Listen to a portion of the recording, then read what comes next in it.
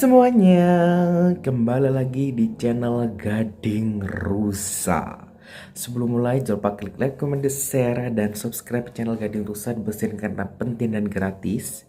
Jadi jangan lupa kalian baik, terus klik like, comment, share, dan subscribe channel Gading Rusa dibersihin karena penting dan gratis. Kali ini kita akan masuk lagi di segmen Hari Raya Lebaran ya.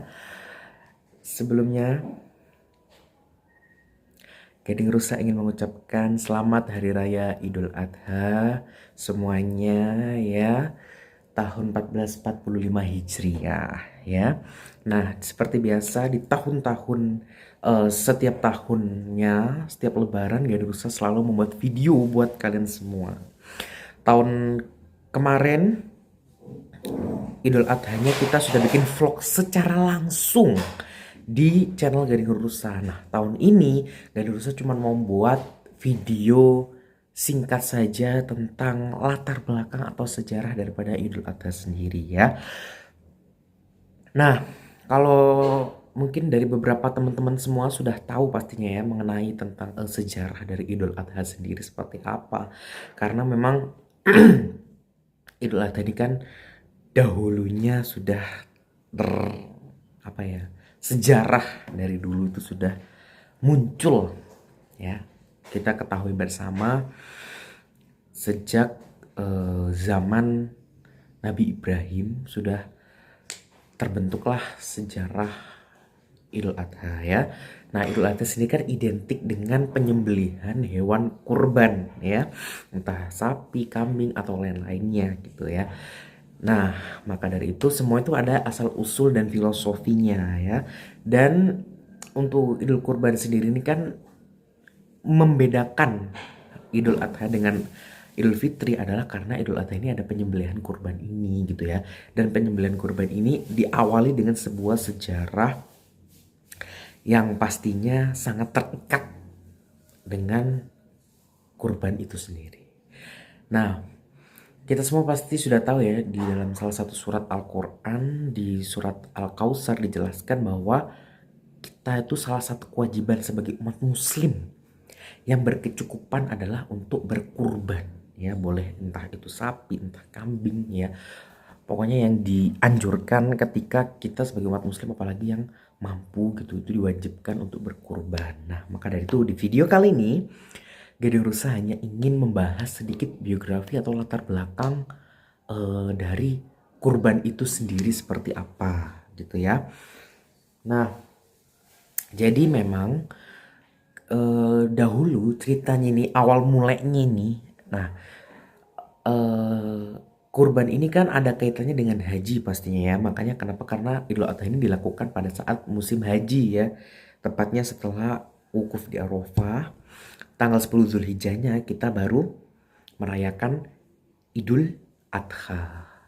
Lalu 11, 12, 13 kita kenal dengan istilah namanya hari Tasyrik atau hari yang dilarang atau diharamkan untuk berpuasa. Termasuk Idul Adha ini 4 hari. Karena 3 hari ini penyembelihan ya. 4 hari sama Idul Adhanya. Nah, untuk ketentuan daripada daging kurban sendiri di dalam Islam sudah sangat diatur dengan jelas, dengan rinci, dengan detail fikihnya daripada kurban gitu ya. Kita semua tahu fikih-fikih kurban seperti apa. Nanti mungkin kalau masalah fikih kurban gak usah buat video terpisah ya. Di tahun depan insya Allah tak buatkan video yang khusus membahas fikih masalah kurban, fikihnya. Kalau tahun ini kita bahas sejarahnya ya. Tahun depan nanti tak bahas fikih kurban. Karena dalam pelajaran fikih itu kan juga ada kurban dan akikah. Ini ada memang. Jadi mulai dari hewannya, penyembelihannya, semuanya lengkap. Dan perbedaannya dengan akikah dan jenis-jenis kurbannya nanti kita bahas terpisah tersendiri aja ya untuk fikih kurban. Kita sekarang fokus sejarahnya aja. Nah, sejarah daripada kurban sendiri itu awal mulanya adalah dari Nabi Ibrahim dan Nabi Ismail alaihissalam, putra dari Nabi Ibrahim. Nabi Ibrahim bersama istrinya ya, Siti Hajar ini memang lama sekali menantikan keturunan atau ingin punya anak. Tetapi Nabi Ibrahim itu memang sangat ingin punya keturunan atau punya anak, cuman lama tidak punya anak gitu ya. Sampai terkeluarlah atau terucaplah sebuah nazar dari seorang Nabi Ibrahim bahwa ketika saya mendapatkan anak ya dari Allah, maka saya akan menyembelih anak tersebut. Nah, itu merupakan nazar dari Nabi Ibrahim. Karena memang lama sudah ya Pak ya, kayak lama gitu menanti buah hati, cuman belum belum diberikan oleh Allah sehingga sampai terkeluarlah nazar seperti itu. Nah, tak lama kemudian istri beliau Siti Hajar pun hamil dan melahirkanlah seorang putra yang diberi nama Nabi Ismail. Wah, sangat senang kan Nabi Ibrahim ya atas kehadiran putranya yang ditunggu-tunggu, dan sangat sayang sekali Nabi Ibrahim dengan Nabi Ismail ini ya, karena memang lama sekali ditunggu-tunggu kehadirannya Nabi Ismail. Nah, setelah itu Nabi Ismail mulai dewasa. Nah, barulah itu mulai Nabi Ibrahim mendapatkan mimpi, perintah dari Allah bahwa ditagih nazarnya tadi. Nazarnya daripada si Nabi Ibrahim untuk menyembelih putranya yaitu Nabi Ismail. Lalu keesokan harinya setelah Nabi Ibrahim terbangun, menceritakanlah kepada anaknya Nabi Ismail tentang apa yang dimimpikannya. Seperti ini, tadi malam ayah mimpi kayak gini ya. Reaksi Nabi Ismail ini juga membuat kagum ayahnya, karena dia bukan kaget, bukan marah, bukan gimana. Dia cuma bilang, kalau memang itu perintah dari Allah, laksanakanlah gitu.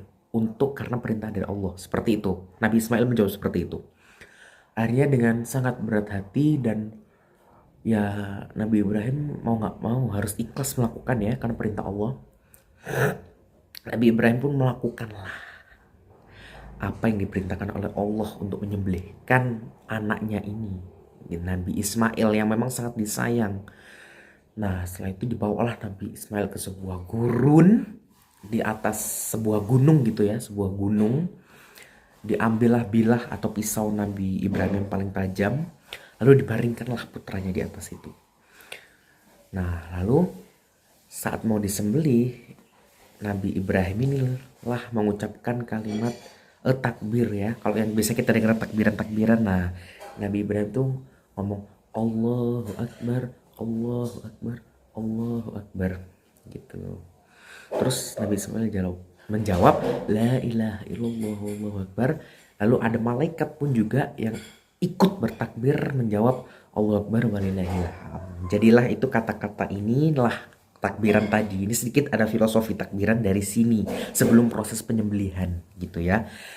Nah, maka saat pedangnya ingin dihunuskan kepada leher Nabi Ismail, lalu Masya Allah ya, Allah pun karena niat tulus dari Nabi Ibrahim dan Nabi Ismail, akhirnya Nabi Ismail yang tadi digantikanlah dengan seorang kambing, dengan seekor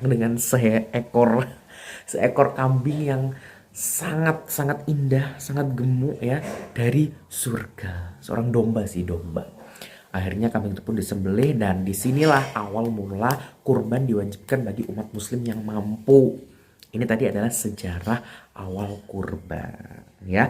Jadi hikmah yang bisa dipetik adalah mungkin dari kisah ini ya, kita melakukan sesuatu itu tulus lillahi ta'ala karena Allah, dan tanpa didasari niat apapun selain tulus karena Allah, dan juga laksanakan perintahnya dan jauhi larangannya.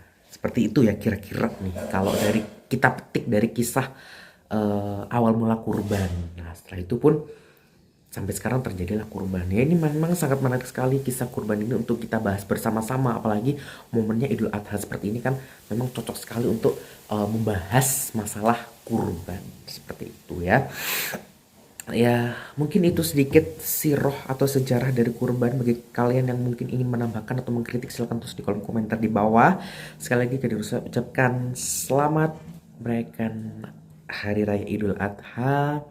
Semoga kurban-kurban kita diterima Allah dan menjadi kurban yang berkah. Amin ya rabbal alamin. Dan sampai jumpa di Idul Adha tahun berikutnya. Pastinya Gede Rusa membahas sesuai janji Gede Rusa, yaitu fikih tentang kurban. Ya, dan nanti kita juga akan membandingkan antara kurban dan juga akikah secara fikih. Kalau ini kan sirohnya, sejarahnya. Nah, nanti tahun depan kita akan bahas fikih kurban. Seperti apa? Saksikan terus. Terima kasih dan dadah.